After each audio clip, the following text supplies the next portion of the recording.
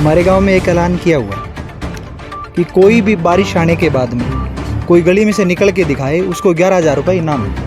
गंगा गांव की तरफ से है। अपने पंचायत ਦੀਆਂ ਗਲੀਆਂ ਗੁਲੀਆਂ ਸੀਵਰ ਵਗੈਰਾ ਦੀਆਂ ਦੁਬਾਰਾ ਪੱਟੀਆਂ ਗਈਆਂ ਪਾਉਂਦੇ ਵੇਰ ਉਹ ਸਾਰੀਆਂ ਗਲੀਆਂ ਦਾ ਰੁਕਿਆ ਹੋਇਆ ਕੰਮ। कोई गली साफ नहीं पिंड च गंगा दी। बुरा ही है जी गंगा गांव में। बहुत छोटे छोटे जो 21-22 साल के लड़के हैं सब नशा कर रहे हैं चिट्टे का। नशा तो और बहुत है परंतु चिट्टे का बहुत ज़्यादा हो गया। तो हमने गांव वालों ने ठेकेदार को उसने अभी तक भी 50% काम नहीं किया सीवरेज का। और जो गलियां उखाड़ी गई थी वो इतनी बुरी तरह से उखाड़ी कि उनका लेवलिंग तो छोड़ो, उनकी इंटें भी नहीं है।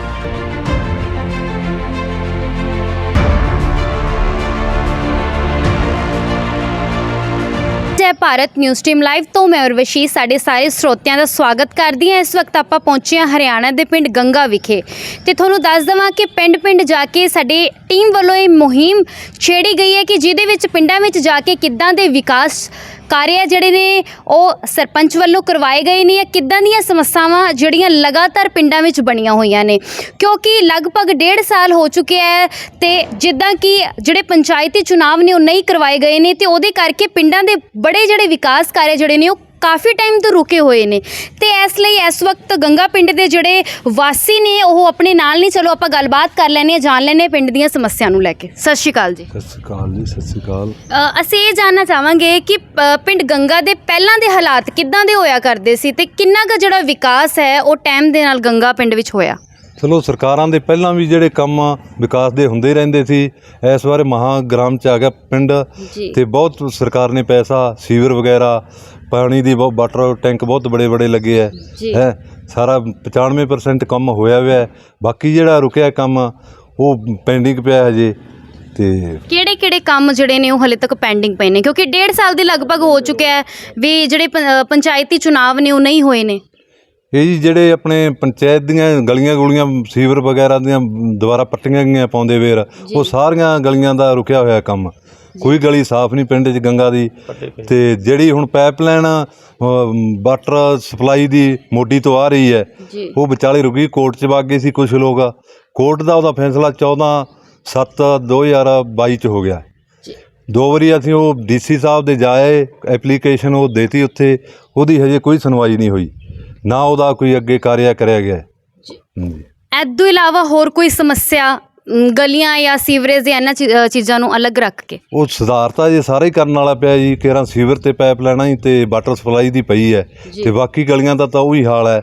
ਸਾਰੇ ਹਜੇ ਆਪਣੇ ਜਿਹੜੇ ਘਰ ਦੇ ਅੱਗੇ ਉਹ ਬਣੇ ਹੋਏ ਹੈ ਹਾਲ ਜਿਹੜੇ ਮੰਨ ਲਓ ਉਹਨਾਂ ਦੇ ਪੂਰੇ ਢੱਕ ਕੋਈ ਸੇਫਟੀ ਟੈਂਕ ਜਾਂ ਉਹਨਾਂ ਦੇ ਨਹੀਂ ਲੱਗੇ ਕੁਛ ਜੀ। ਨੇ ਕਿ ਜਿਹੜੇ ਸੀਵਰੇਜ ਨੇ ਉਹਨਾਂ ਦੇ ਕਿਤੇ ਜਿਹੜੇ ਟੱਕਰ ਨੇ ਉਹ ਨਹੀਂ ਲੱਗੇ, ਗਲੀਆਂ ਦਾ ਲੇਵਲ नहीं है, ਤਾਂ ਕਿੱਦਾਂ ਦੀ ਸਮੱਸਿਆ ਬਣ ਜਾਂਦੀ ਹੈ ਪਿੰਡ ਵਿੱਚ। हमारे गांव में एक ऐलान किया हुआ है कि कोई भी बारिश आने के बाद में कोई गली में से निकल के दिखाए उसको 11,000 रुपये इनाम है। गंगा गांव की तरफ से है। अगर कोई भी इस चैनल के माध्यम से सुन रहा है तो वो गंगा में आए और अपनी आजमाइश करे। आप समझ सकते हो कि किस प्रकार का हमारे गाँव का हाल है। ये जो सीवरेज की जो व्यवस्था है तो इसको लगभग 3 साल हो गए और 3 साल में इनको टाइम पीरियड 2 बार एक्सटेंशन मिल चुकी है ठेकेदार को। उसने अभी तक भी 50% काम नहीं किया सीवरेज का। और जो गलियां उखाड़ी गई थी वो इतनी बुरी तरह से उखाड़ी कि उनका लेवलिंग तो छोड़ो, उनकी इंटें भी नहीं है। लेवलिंग तो वो करे क्या, इंटें भी नहीं है, चोरी हो चुकी है, टूट गई है, आधी बनाई है आधी नहीं बनाई है। मेन होल आप देख लो, कहीं पे 1 फुट ऊंचा है, कहीं पे 1.5 फुट ऊंचा है। जब रात को कोई व्हीकल आता है सामने से लाइट पड़ती है तो वो उसके ऊपर चढ़ा देता है क्योंकि उसे पता नहीं चलता। और दूसरी बात रही कि जो मेन होल उन्होंने बनाए हैं, चाहे घर के पास बनाए कहीं पे बनाए, सब बारिश आती है तो वो ढह जाते हैं। कई लोगों के मकान भी ढह गए हैं उसके साथ में। सीवरेज का तो इनको जो ठेकेदार है हमारे गाँव में उन्होंने बुरा हाल कर लिया है। और हम पीछे भी 14 तारीख को ऐसे हिसाब से मिल के आए थे वहाँ पे। उन्होंने कहा है भी मुझे 10-12 दिन कोई टाइम नहीं है, मैं आके खुद जो करूँगा रिपोर्ट देखूँगा। तो वो आएंगे तब दिखाएंगे उनको, देखते हैं क्या होता है उस। और शिकायत तो डवाली तो मैं 10 बार जाया, हमारी जो कमेटी है वो 10 बार जाए। SDO साहब है उनके पास जाए, वो आते हैं, वो उल्टी का जो ठेकेदार है उनकी पक्ष लेते हैं। वो कहते हैं ये तो ऐसे होगा काम। मुझे ये नहीं समझ आता ऐसे कैसे होगा जब सरकार ने 33 करोड़ रुपए आवंटित किए हैं तो 33 करोड़ में यही काम होगा, यही करना है। तो सरकार इसलिए बैठी है अभी, ये जो गंदा काम कर दे, जो जितने भी ठेकेदार या कुछ भी जो भी अफसर है, और उनके लिए पैसे देगी। ये हाल है हमारा। पीने की पानी की व्यवस्था कैसी है गांव की? पीने की पानी की व्यवस्था बहुत बुरी है।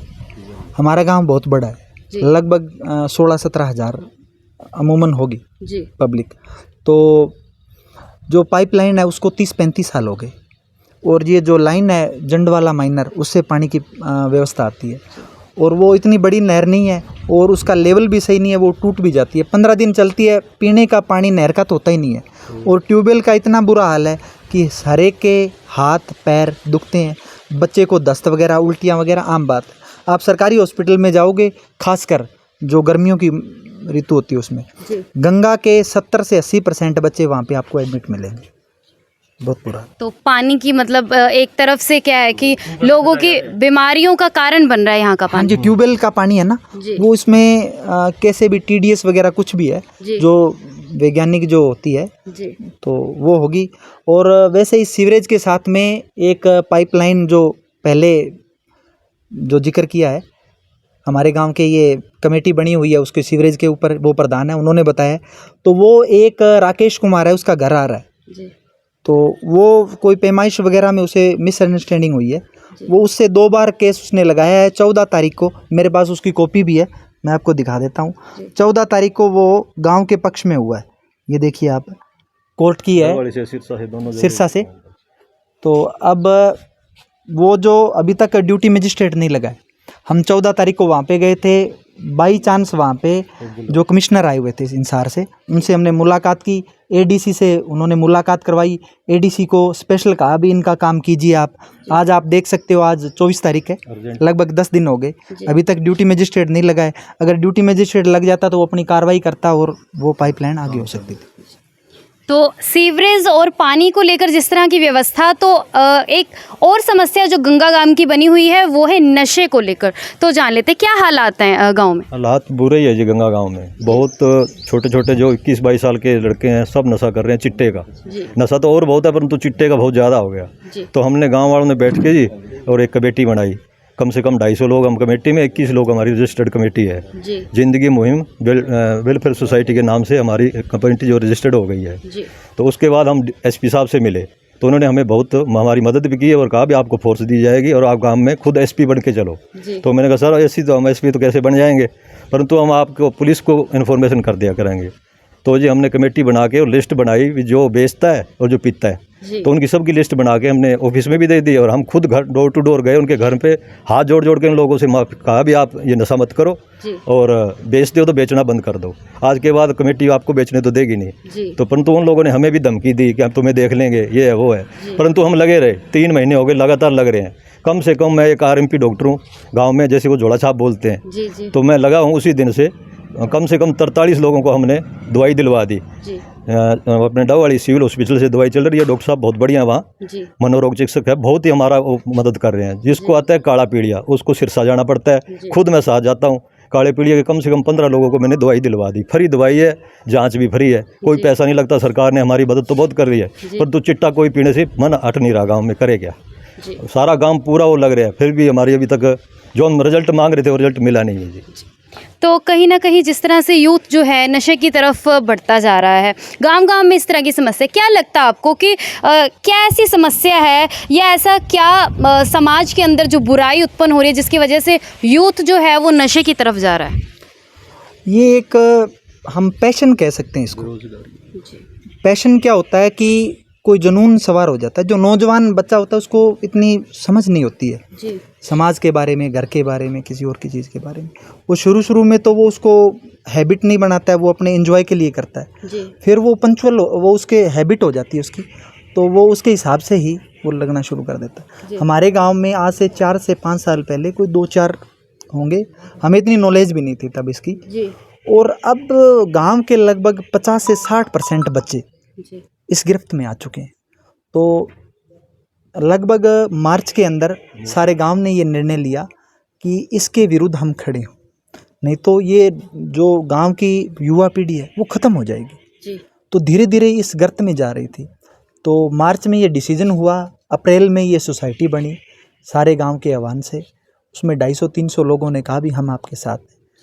तो उस दिन हमने सारे गांव में राउंड लगाए, जितने भी लोग थे, जितने हमारी जानकारी में थे, उन सभी के घर जाके उनसे विनती करके कि आप ये नशा जो बेच दिया या आपने कर लिया वो आप बंद कीजिए, हमारे गांव का जो है बेड़ा गर्क हो रहा है। उसके बाद में जाके हम एसपी साहब से भी मिले, जैसा डॉक्टर साहब ने बताया, और उसके बाद में हम ये सोसाइटी ज़िंदगी मुहिम के नाम से है वो रजिस्टर्ड करवाई।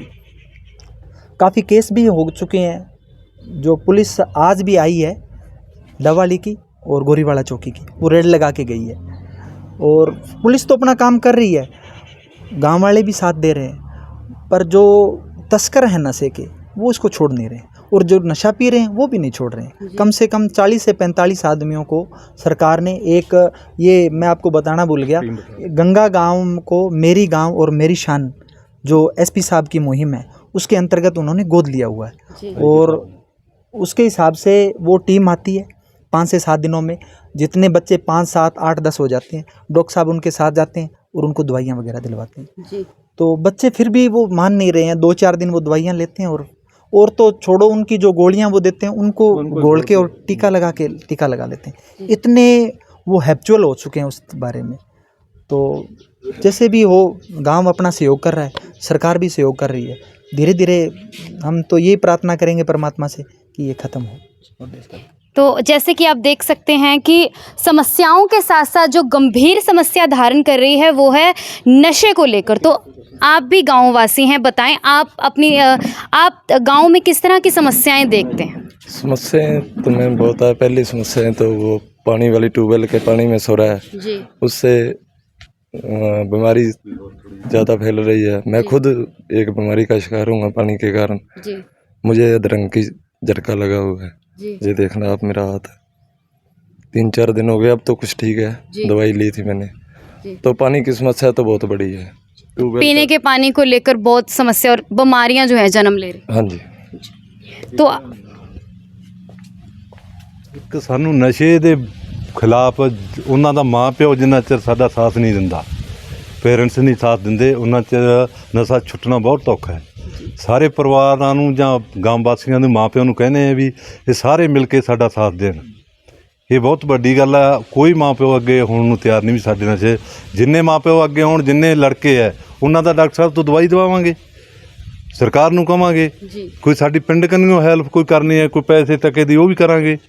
ਪਰ ਪਿੰਡ ਵਾਲਿਆਂ ਨੂੰ ਇਹ ਕਹਿਣਾ ਚਾਹੁੰਦਾ ਮੈਂ, ਦੁਬਾਰਾ ਵੀ ਦੁਹਰਾਉਣਾ ਵੀ ਮਾਂ ਪਿਓ ਸਾਥ ਦੇਵੇ। ਘਰ ਵਾਲੇ ਜਿੰਨਾ ਚਿਰ ਸਾਥ ਨਹੀਂ ਦਿੰਦੇ ਉਹਨਾਂ ਚਿਰ ਨਸ਼ੇ ਦਾ ਬਹੁਤ ਮੁਸ਼ਕਲ ਹੋਇਆ ਖੜਾ ਹੈ। ਤੇ ਜਿੱਦਾਂ ਕਿ ਤੁਸੀਂ ਵੇਖ ਸਕਦੇ ਹੋ, ਪਿੰਡ ਗੰਗਾ ਦੇ ਲੋਕਾਂ ਨਾਲ ਆਪਾਂ ਗੱਲਬਾਤ ਕੀਤੀ ਹੈ, ਜਿੱਥੇ ਸਮੱਸਿਆਵਾਂ ਦੀ ਗੱਲ ਕੀਤੀ ਗਈ ਹੈ ਉਸ ਦੇ ਨਾਲ ਨਾਲ ਹੀ ਤੁਹਾਨੂੰ ਮੈਂ ਦੱਸ ਦੇਵਾਂ ਕਿ ਉੱਥੇ ਹੀ ਨਸ਼ੇ ਨੂੰ ਲੈ ਕੇ ਵੀ ਉਹਨਾਂ ਨੇ ਆਪਣੀ ਚਿੰਤਾ ਜਿਹੜੀ ਉਹ ਵਿਅਕਤ ਕੀਤੀ ਹੈ। ਤੇ ਵੱਡੀ ਇੱਕ ਜਿਹੜੀ ਸਭ ਦੇ ਅੱਗੇ ਜਿਹੜੀ ਅਰਦਾਸ ਰੱਖੀ ਹੈ ਜਾਂ ਫਿਰ ਇੱਕ ਮੈਸੇਜ ਦਿੱਤਾ ਹੈ ਕਿ ਪਰਿਵਾਰ ਵਾਲੇ ਜੇ ਸਾਥ ਦੇਣਗੇ ਤਾਂ ਹੀ ਜਿਹੜਾ ਇਹ ਨਸ਼ਾ ਹੈ ਉਹ ਤੋਂ ਪਿੰਡ ਨੂੰ ਜਿਹੜਾ ਉਹ ਮੁਕਤ ਕੀਤਾ ਜਾ ਸਕਦਾ ਹੈ। ਤੇ ਪਿੰਡ ਜਿਹੜੇ ਗੰਗਾ ਦੀਆਂ ਸਮੱਸਿਆਵਾਂ ਨੂੰ ਲੈ ਕੇ, ਜਿਹੜੀ ਗਲੀਆਂ ਨੂੰ ਲੈ ਕੇ ਸਮੱਸਿਆ ਹੈ ਉਹ ਹੈ ਕਿ ਲੇਬਲ ਨਾਲ ਨਾ ਬਣਾਉਣਾ ਜਾਂ ਫਿਰ ਸੀਵਰੇਜ ਨੂੰ ਲੈ ਕੇ ਜਿਹੜੀ ਸਮੱਸਿਆ ਆ ਰਹੀ ਹੈ, ਪਾਣੀ ਦੇ ਕਰਕੇ ਲੋਕਾਂ ਨੂੰ ਜਿਹੜੀ ਬਿਮਾਰੀਆਂ ਲੱਗ ਰਹੀਆਂ ਨੇ, ਤੇ ਇੱਦਾਂ ਦੀਆਂ ਵੀ ਸਮੱਸਿਆਵਾਂ ਬੜੀਆਂ ਸਾਰੀਆਂ ਜਿਹੜਾ ਭਿਅੰਕਰ ਰੂਪ ਨੇ ਉਹ ਧਾਰਨ ਕਰਦੀਆਂ ਜਾ ਰਹੀਆਂ ਨੇ। ਇਸ ਲਈ ਅਸੀਂ ਆਪਦੇ ਚੈਨਲ ਰਾਹੀਂ ਪਿੰਡ ਵਿੱਚ ਜਾ ਕੇ ਪਿੰਡਾਂ ਦੀਆਂ ਸਮੱਸਿਆਵਾਂ ਨੂੰ ਐਸੀ ਤਰ੍ਹਾਂ ਚੱਕ ਕੇ ਤੁਹਾਡੇ ਸਾਹਮਣੇ ਲੈ ਕੇ ਆਉਂਦੇ ਹਾਂ ਤਾਂ ਕਿ ਪ੍ਰਸ਼ਾਸਨ ਤੱਕ ਜਿਹੜੀ ਇਹ ਸਮੱਸਿਆਵਾਂ ਪਹੁੰਚ ਸਕਣ ਤੇ ਜਲਦ ਤੋਂ ਜਲਦ ਇਹਨਾਂ ਸਮੱਸਿਆਵਾਂ ਉੱਤੇ ਠੱਲ ਪਾਈ ਜਾ ਸਕੇ। ਤੇ